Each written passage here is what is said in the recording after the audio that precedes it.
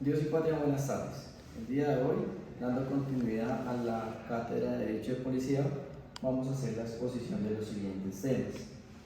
Vamos a hablar primeramente del decreto 003 del año 2021, en el cual es el estatuto de redacción, uso y verificación de la fuerza legítima del Estado y protección del derecho a la protesta pacífica ciudadana. Como tema número 2, vamos a abordar las recomendaciones que hace la Comisión Interamericana de Derechos Humanos en 41 de estos ítems con ocasión a las manifestaciones del año 2021 en Colombia. Tercero, vamos a abordar el instructivo 003 del año 2022, el cual nos habla de los lineamientos institucionales para el restablecimiento del orden.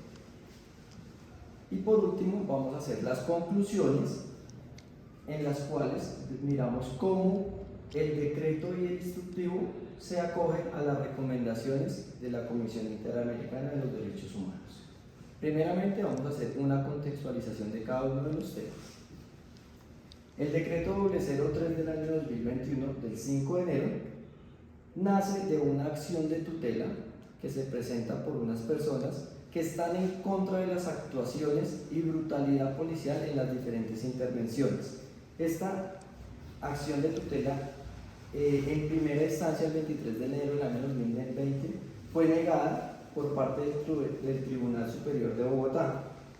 Posteriormente, en una segunda instancia, es aprobada por la Sala de Cesación Civil de la Corte Suprema de Justicia y emite la sentencia 7641 del año 2020, el 22 de septiembre del mismo.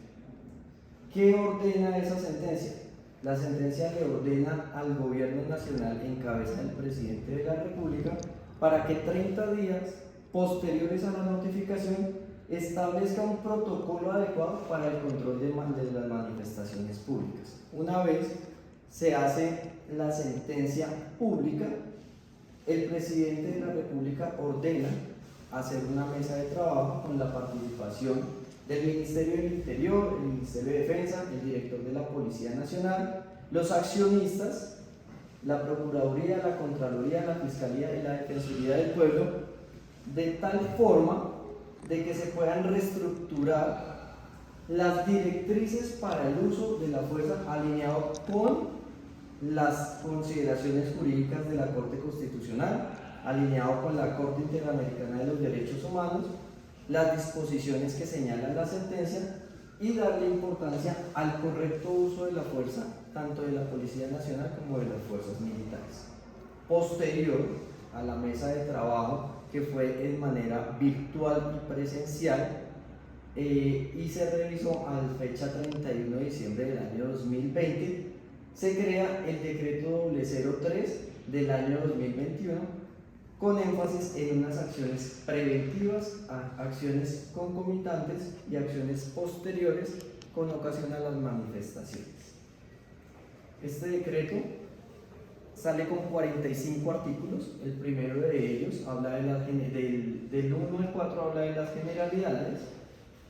Segunda medida, las acciones preventivas, del artículo 5 al artículo 24, y básicamente en estas acciones preventivas impacta que se crean el PMU y todas las mesas de negociación y todas las actuaciones previas a la manifestación por parte de los entes y de la Policía Nacional. Tenemos las acciones concomitantes, que van del artículo 25 al artículo 36, y básicamente nos habla de cuáles son las acciones que se hacen durante la ejecución de la manifestación o protesta social. Y por último, las acciones posteriores, que indican cómo debemos informar y hacer pública todas las acciones que se llevaron a cabo durante la manifestación. Posteriormente les voy a hablar de las recomendaciones de la Comisión Interamericana de los Derechos Humanos, pero sin antes mencionarles que la Comisión se encuentra dentro de los sistemas de protección del sistema interamericano, en que su representante es la OEA, Organización de los Estados Americanos, y que tiene dos órganos: la Comisión Interamericana de los Derechos Humanos y la Corte Interamericana de los Derechos Humanos. Pero en este caso, la comisión, ¿qué hace? Va a investigar, va a hacer unas recomendaciones y va a denunciar a los estados en la posible violación de los derechos humanos.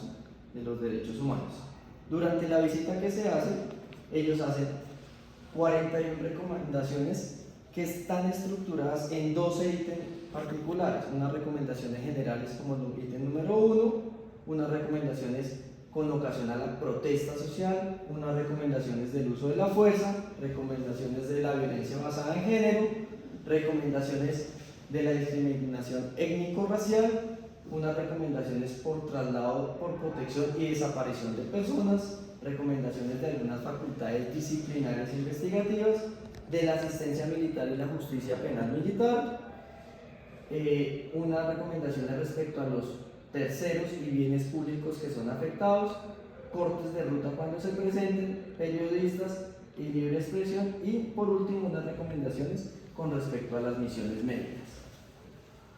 Con respecto al siguiente tema, que es el instructivo 09 del año 2022, del 25 de septiembre, sus títulos son los lineamientos institucionales para el restablecimiento del orden.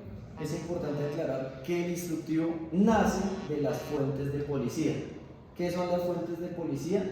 Es lo que nos permite, mediante los actos administrativos, que es la manifestación voluntaria del servidor público, que genera una consecuencia jurídica emitir esos actos administrativos.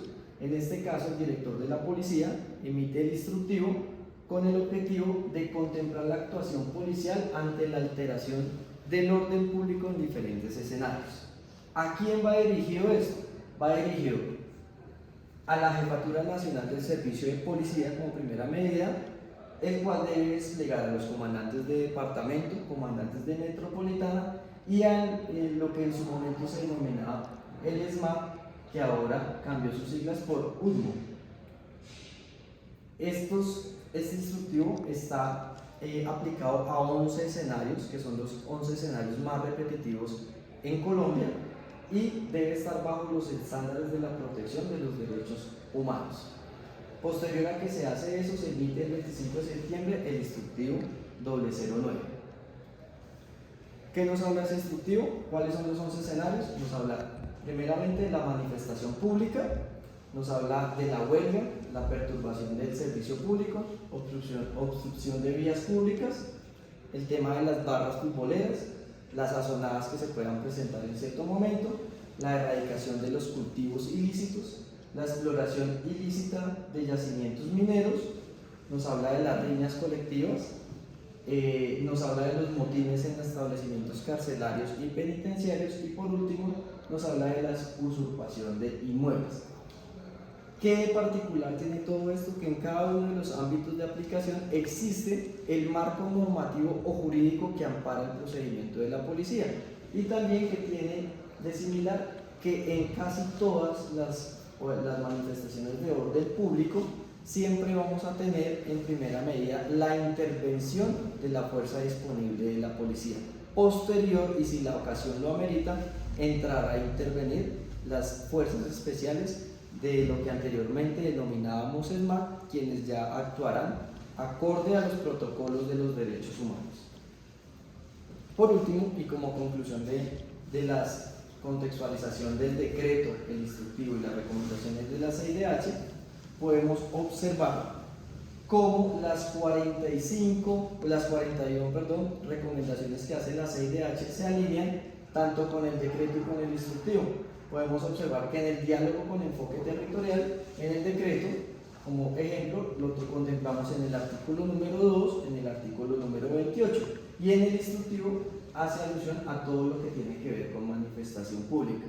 Para resaltar de pronto en las consideraciones, es que cuando llega la comisión a hacer la intervención a Colombia, la Policía Nacional, mediante el decreto, ya había abordado varios de los temas en los cuales se enfocaron.